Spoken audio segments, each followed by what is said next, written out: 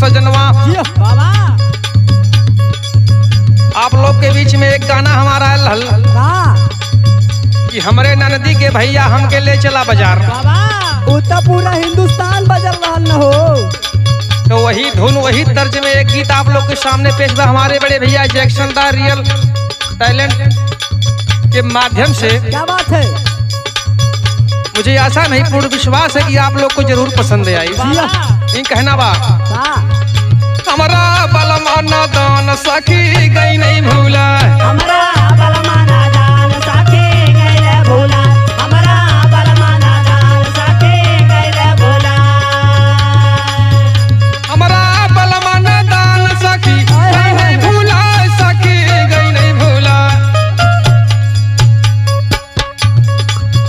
हमारे मन की बात सखी मन में रही जा, हमारे मन के बात सखी मन में रही जा, हमारे मन के बात सखी मन में रही जा,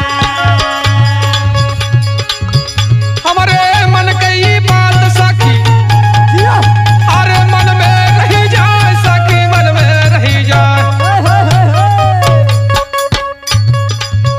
हमारी चढ़ली जवानी ढल माटी में मिला, हमारे चढ़ले जवानी ढल माटी में मिला, हमारे चढ़ले जवानी ढल माटी में मिला।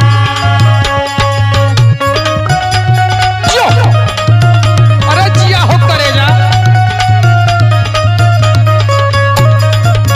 जियो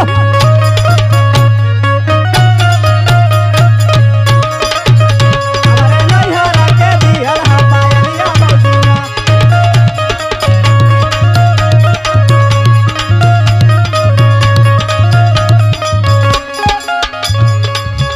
हमारी चढ़ली जवानी दिहन बाबा अरे माटी में मिला, रजऊ माटी में मिला। हाय हाय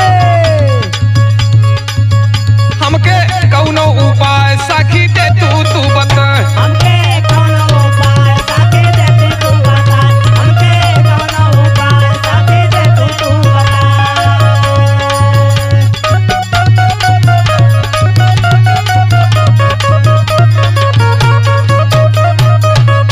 आय हाय बादर किया हो ना जगा, मैं बोला ना सुनी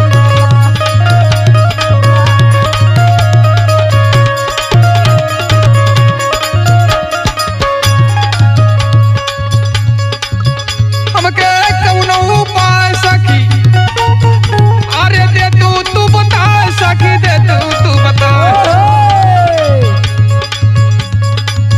चला सोखा से कौनो सखी दे तू जचवा, चला सोफा से साथी कोनो दे तू जचवा, चला सोफा से साथी कोनो दे तू जचवा। चला सोखा से कौनो सखी अरे दे तू जचवा, सखी दे तू जचवा। हमारा मेरे खुशा जनवा घरे